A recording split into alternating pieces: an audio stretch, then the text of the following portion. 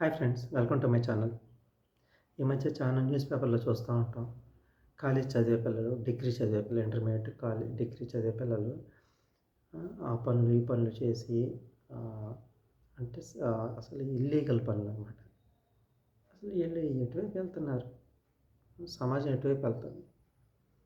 చూస్తా ఉంటే intermediate, degree చదివే పిల్లలు వాళ్ళు చేసే పనులు, వాళ్ళ వయసు, వాళ్ళు చేసే పనులు ఎక్కడ సంబంధం లేదు. మనం న్యూస్‌లో ఒకటొచ్చింది.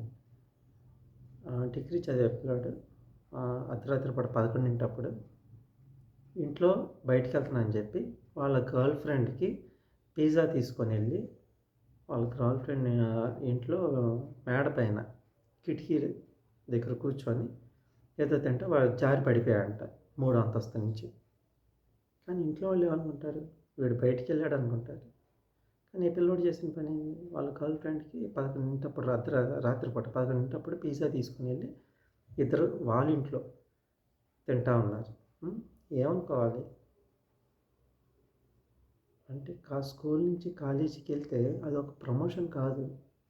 స్కూల్ నుంచి కాలేజీకెళ్తే మీ ప్రమోషన్ వచ్చినట్టు మేమెవరికీ చెప్పక్కర్లేదు. ఇంట్లో తల్లిదండ్రులు చెప్పక్కర్లేదు. చెప్పకుండా కూడా తిరగొచ్చు. ఎవరన్నారు అలా అని?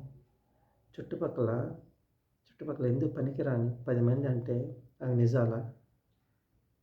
ఎవరికి జవాబుదారీ కాదు అంటే చిన్నప్పటి నుంచి పెంచి పెద్ద చేసిన తల్లిదండ్రులు జవాబుదారీ చెప్పాల్సిన అవసరం లేదా? నీకు స్కూల్ ఫీజు కట్టేది తల్లిదండ్రులు. పండగొస్తే బట్టలు కొనేది తల్లిదండ్రులు. నీ అవసరాల కోసం డబ్బులిచ్చేది తల్లిదండ్రులు. ఎక్కడికైనా వెళ్ళాలంటే తల్లిదండ్రులు. కానీ తల్లిదండ్రులు ఒక మాట చెప్పాల్సిన అవసరం లేదా? తల్లిదండ్రులకి తల్లిదండ్రులతో కాస్తంత నిజాయితీగా ఉండాల్సిన అవసరం లేదా? ఇది కేవలం నీ ఒక్క లైఫేనా? తల్లిదండ్రుల పార్ట్ లేదా? తల్లిదండ్రులను పక్కకు నెట్టేస్తావా? ఎవరు చెప్పారు ఇవన్నీ? ఎటువైపు వెళ్తున్నాం మనం?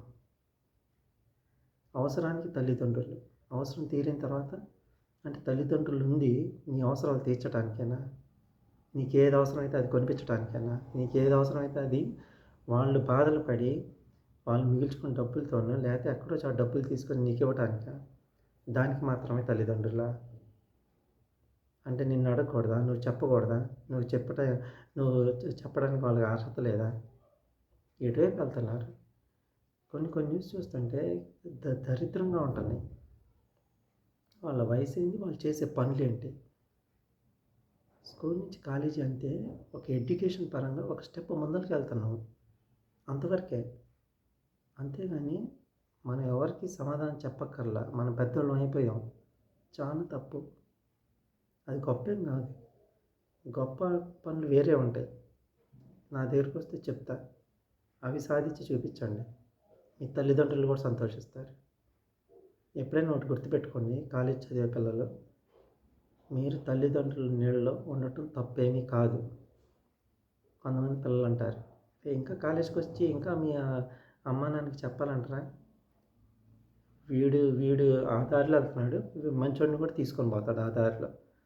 ఇట్లాంటి మాటలు చెప్పే వాళ్ళకి దూరంగా ఉండండి. తల్లిదండ్రుల నీళ్ళలో ఉండండి, తప్పేమి కాదు.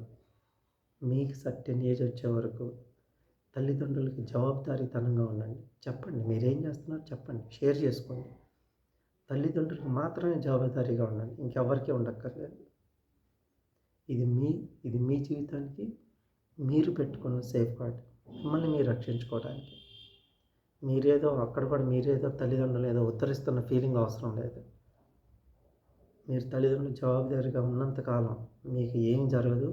మీ జీవితం ఏ దారిలో అయితే వెళ్ళాలో ఆ దారిలోనే వెళ్ళిద్ది.